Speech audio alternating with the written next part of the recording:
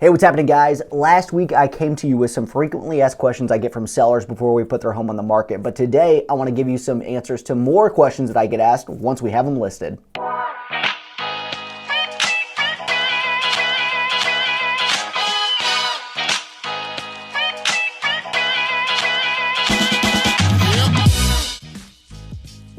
Open houses. Everybody talks about them. People love going to them, but here's the dirty little secret in the real estate industry. They really don't help sell your home that often. Oh, I said it. Leave that in the video. Here's the thing. They are a great tool. I absolutely do open houses and I'm happy to have them for my sellers, but typically I do that after we've been on the market for some time to try to get some feedback if we're not having a lot of showings or we're not getting any good feedback from the people who have taken a look. Most of the time when people are hosting an open house, they're really using that opportunity to sit in your house and pick up leads to sell other ones.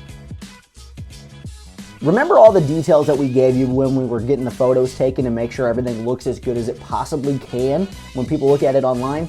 Guess what? We're gonna do a similar thing when you're getting your home ready to show. Make sure you have everything cleaned up, everything's put away, it's decluttered, and make sure it smells nice in the home. Another thing is, if you have incandescent bulbs, you're probably okay, but compact fluorescents take a while to warm up. So if you know you've got somebody coming over, making sure you have all the lights on and it's ready to go is another great thing you can do to make your house stand out. Here's another thing that a lot of sellers don't understand, but I'm probably not going to be the only person showing the house. As a matter of fact, I tell my sellers that I may never show your house. I absolutely hope to. It would be wonderful to pick up buyers to bring to your home, but the truth is there are 800 other realtors who are out there who are also working with buyers who are going to bring them through your home. It's always to your benefit to make sure that we get it in the MLS, to put it in front of the largest buyer pool possible, to make sure that we can get people through your house. But no, I may not be the only one showing it, and no, I'm probably not going to be present when somebody else is coming through to take a look.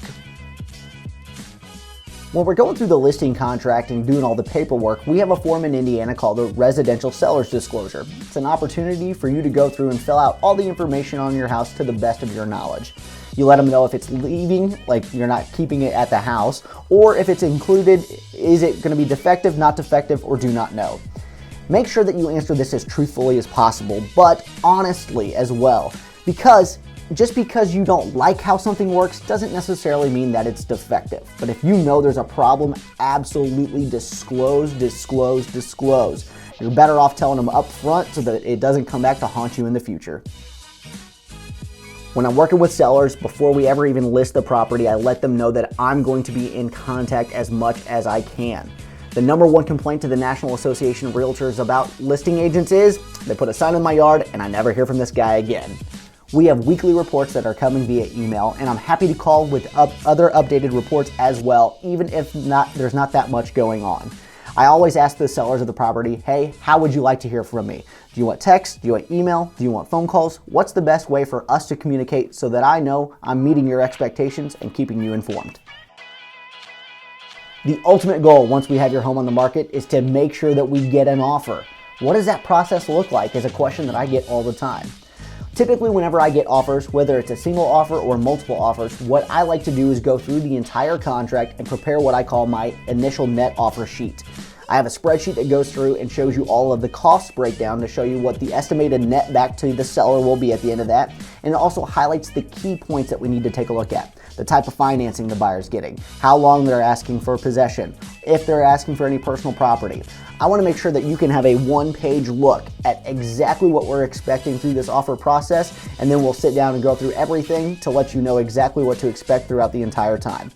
Once we get through that process, we'll actually sit down and determine whether you want to accept, reject, or counter that offer. Hey, thanks for tuning in again to see some more frequently asked questions I get from home sellers once we get their home on the market. If you're thinking about selling your home, I'd love to sit down and answer any questions that you might have. Be sure to check the link on the description of this video for additional questions that come up quite frequently.